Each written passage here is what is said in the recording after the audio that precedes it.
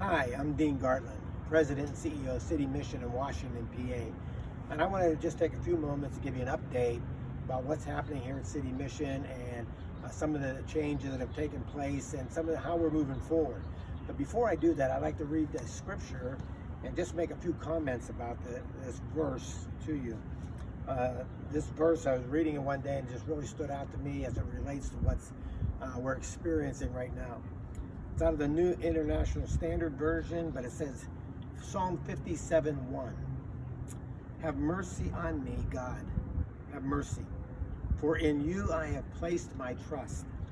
Even in the shadow of your wings will I find my refuge until this calamity passes.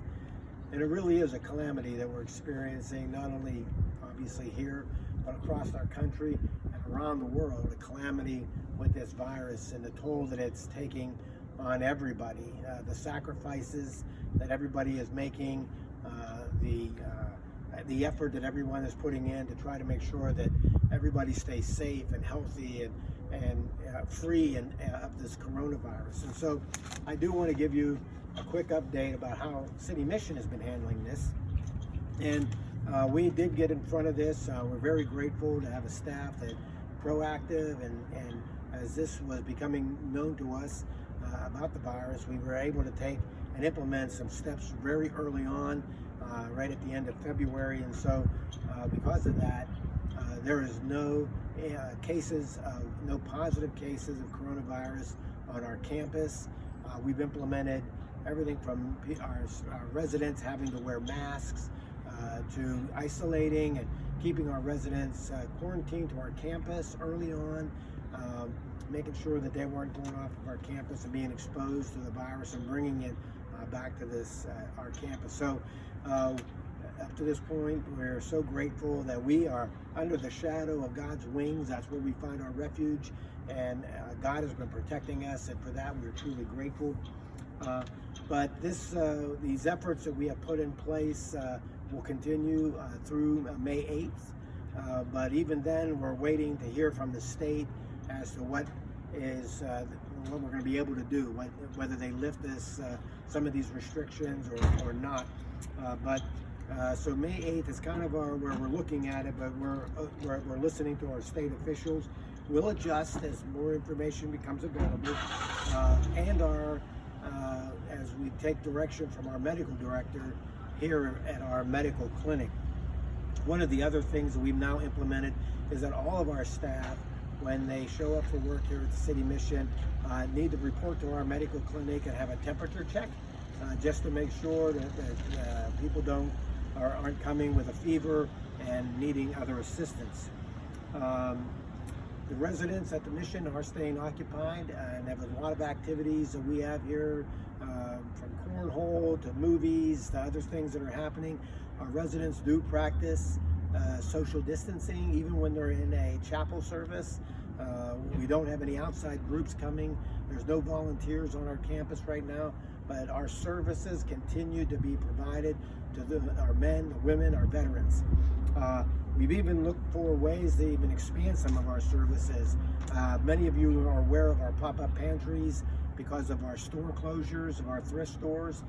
We have 7 thrift stores throughout Washington, Greene, and Westmoreland counties, and so we have implemented a pop-up pantry program so that we give out free grocery bags every week, 3 days a week, at our various sites. And I would encourage you, if you're in need of groceries, go to our website and you can find a location of one of our thrift stores and where our pop-up pantries will be happening this week. We also have taken some leadership role in some of our here in our community.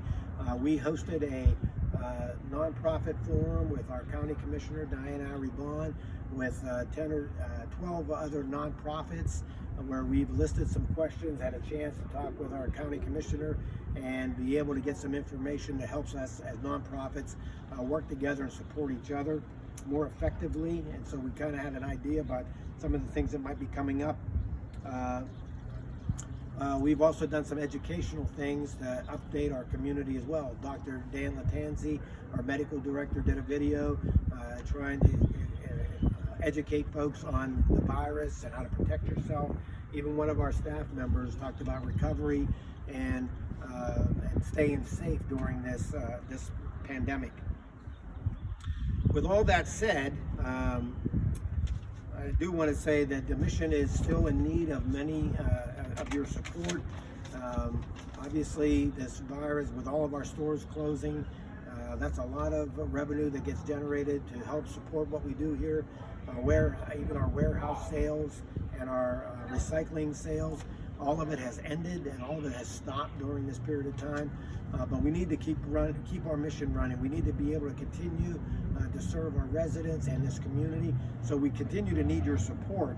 And so we're asking you to continue to provide food, clothing, and financial assistance to the city mission. You can drop the food and clothing off at any of our store locations because they are taking in those donations. You can drop off there.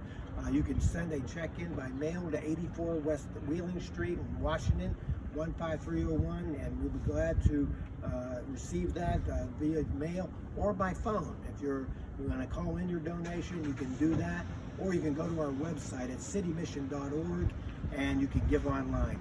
And again, I want to thank everybody who's been supporting the mission. Your support means so much to us. We're so grateful for what you're doing.